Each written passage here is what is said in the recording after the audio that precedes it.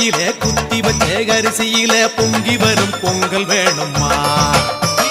குலவிளக்கு போலிருந்து குடும்பத்தை நீ காப்பதனால் மாவிளக்கு போட வேணும்மா.